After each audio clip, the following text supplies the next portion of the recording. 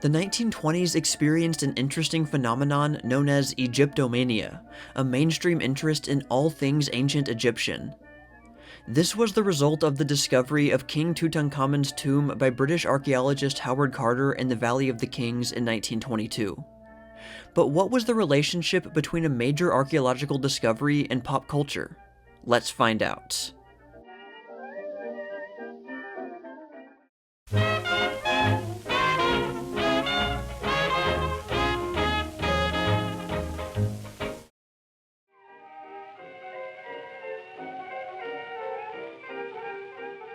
I talked about this a long time ago in my video on discoveries and inventions of the 1920s, but this one was so important and pervasive throughout the decade that I really wanted to talk about it more. If you're a frequent viewer, you've probably heard me mention that exotic places and things were very trendy in the 20s, and this is when that trend really accelerated. First, let's take a look at the backstory. The gentleman archaeologist trend had been around for a long time, going back to around the 18th century or so.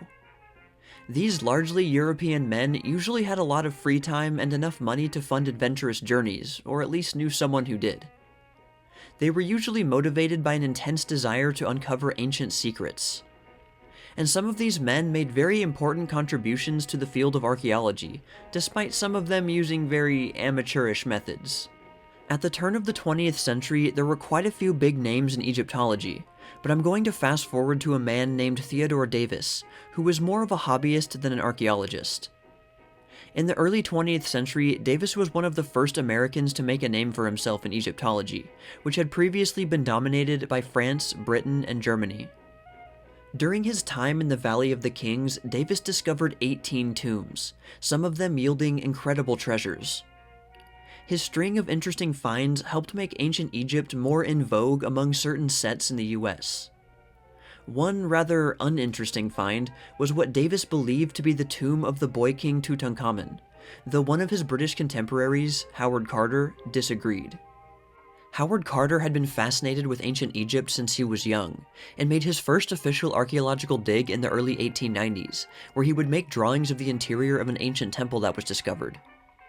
He continued to be involved with Egyptian antiquities, which had been a trend in Europe for quite a while, and museums with ancient Egyptian artifacts were quite popular with the public.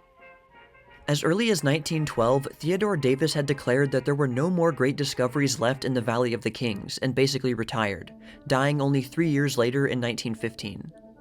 And it seemed to others that he might have been right, though that didn't mean there weren't important finds elsewhere. In 1912, for example, the famous bust of Nefertiti was found by German Egyptologist Ludwig Borchardt in Amarna, and attracted a lot of attention when it was brought to Germany. Over the next few years, Howard Carter, with Lord Carnarvon's funding, had made some notable finds, though nothing explosive. In 1914, Lord Carnarvon had been granted the rights to excavate in the Valley of the Kings. With this, Carnarvon continued to fund Howard Carter's expeditions. Carter was convinced he could find the tomb of the obscure and forgotten pharaoh, Tutankhamun, and scoured the Valley of the Kings using his expert knowledge. But by the time 1922 came around, without anything of interest found, Lord Carnarvon began to lose interest in the venture. But Carter convinced him to allow him one more excavation season. And perhaps Carter also began to believe that there was nothing more to discover in the Valley of the Kings. But then he began to explore somewhere he had previously neglected, the area where his team had set up their camp for previous excavations. This started to yield more promising results. On November 4th, 1922, Carter began to feel vindicated in his belief that there was something important to find. After one disappointing discovery, Carter believed he had found the elusive tomb of Tutankhamun. This promising lead was located only 6 feet away from where Davis's excavations had stopped years before. A telegram was quickly sent to Lord Carnarvon, who arrived on the scene 2 weeks later. After more than 3 weeks of excavating the entryway of the tomb, the diggers reached another door. It appeared that the tomb had been entered previously, probably in ancient times, a discouraging detail that led to doubts that there was anything left inside. On November 26th, Carter's team breached the antechamber. When Carter peeked inside, Lord Carnarvon asked if he could see anything. Carter famously replied, "Yes, wonderful things." at least according to his later book that an English professor helped him write, and may have added in some dramatic flourish.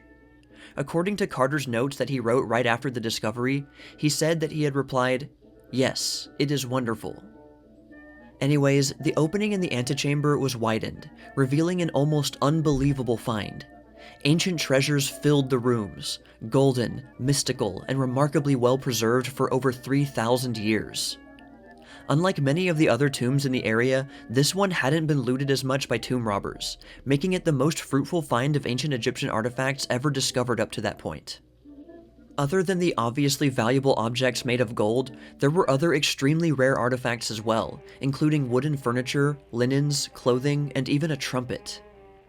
But as incredible as the antechamber was, there was still a lot of ground to cover, and now the explorers were motivated by a ravenous desire to see what else lay inside. But they proceeded carefully. Carter was more methodical than others, like Davis, and excavation continued slowly but surely. There were also some legal issues to sort out, which further slowed things. On February 16, 1923, numerous golden shrines were discovered in a new doorway that had been opened. These told them very clearly that they were getting closer to the burial chamber, the holy grail of the whole mission. Unfortunately, less than 2 months later, Lord Carnarvon would suddenly die after a brief sickness caused by an infected mosquito bite on his cheek. But funding for the excavations was now not confined to one man, and the digging continued. Then, on January 3, 1924, Carter and his excavators reached the sarcophagus, and made perhaps the most important discovery of the whole venture. A month later, on February 12, 1924, it was finally time to lift the sarcophagus lid. There were 3 boxes, 2 made of wood and 1 made of gold that weighed 250 pounds. This last one is an image that most people today will recognize. It has since become the symbol of ancient Egyptian civilization. The next year, it was time to see the boy king himself in the flesh. The linen shrouds around the body were gently peeled away, revealing King Tutankhamun's mummy, unseen by human eyes for over 3 millennia. On hand during the excavations was photographer Harry Burton, who meticulously captured objects in the tomb with photos, using the most modern lighting techniques, and often staging dramatic photos of the discoverers. These photos were sent out and caused a sensation when they finally arrived in London and were printed. The first photos of the interior of the antechamber were published on January 30th, 1923 by The Times, which had an exclusivity deal with Lord Carnarvon. After this discovery, the aesthetic of ancient Egypt really began to take off in America. First off, the mid-1920s in America being a relatively prosperous time, it was also a time of high fashion and experimentation with all kinds of art, at least among those with means. But those were often the very same people who created and dispersed pop culture. To further experiment with artistic styles, many looked to exotic places, far away from home, for another sort of pleasing aesthetic. The treasures and statues found within King Tut's tomb provided excellent material to satisfy this craving, and put the obsession with exoticism into high gear. There had previously been some interest in ancient Egyptian art and aesthetic, especially in Western Europe, but the more developed modern methods of disseminating news, photos, and especially pop culture really caused the news of King Tut's tomb to explode into the mainstream. And the United States had a big market for up-to-date, sensational news from around the world. The more sensational, the better. The ancient Egyptian aesthetic appealed to flapper culture. It helped that many women depicted in this ancient art were often shown with a bob-like hairstyle, and had long, slender bodies, which was very much the modern vogue. And more generally, the tomb's discovery further popularized strong women of the ancient world, including the powerful Egyptian goddess Isis, as well as real women like Cleopatra, who, though she lived 1,000 years after King Tut, was used nonetheless as a feminist symbol for the modern woman. The influence of the discovery of King Tut's tomb was very pervasive in pop culture, most obviously in the fashion world, where ancient Egyptian motifs and ancient Egyptian-inspired headwear made their way into high fashion circles. This also included Hollywood, where actresses would don Cleopatra-like clothing in a popular expression of feminine beauty. The fascination of ancient Egypt also created more interest in the aesthetics of the ancient civilizations of Greece, Rome, China, Japan, the Aztecs, and the Mayans. You can also see the influence in Art Deco, which I talked a little bit about in my video a long time ago. The motifs and colors of ancient Egypt, as well as various other ancient cultures, found their way into many Art Deco pieces, including the interior of the Chrysler Building. Let's take a quick look at Grauman's Egyptian Theater. Now this one is a little bit different because it was actually opened weeks before Howard Carter's initial discovery, which shows that there was already some interest in that style, probably inspired by the previous tomb discoveries in the Valley of the Kings in the previous decade. But more and more Egyptian-themed or Egyptian-influenced movie theaters began popping up all over North America in the 1920s, all of these others being built after the discovery of the tomb. For example, one in Oakland, California in 1926, one in Ogden, Utah in 1924, one in Coos Bay, Oregon in 1925, one in Park City, Utah in 1926, one in Boise, Idaho in 1927, one in Quebec, Canada in 1927, one in Columbus, Ohio in 1928, one in Delta, Colorado in 1928, and one in DeKalb, Illinois in 1929, and one in Atlanta, Georgia in 1929, among others. And that was just movie theaters. The 1920s was a time of extravagance, whether it was real or imagined.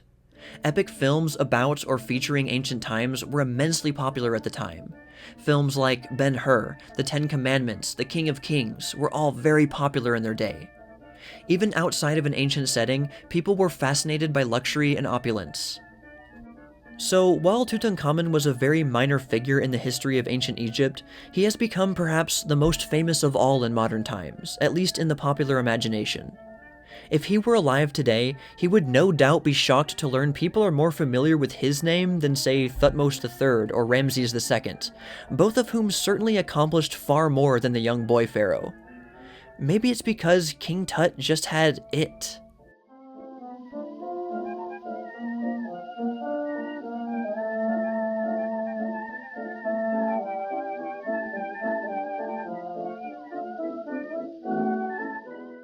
I hope you enjoyed this video. I know I've referenced the 1920s Egyptomania craze before on this channel, so I thought I would focus on it specifically. When looking at 1920s pop culture, at least in America, it's almost impossible to escape the ancient Egyptian influence, so I hope this video simplified things a bit.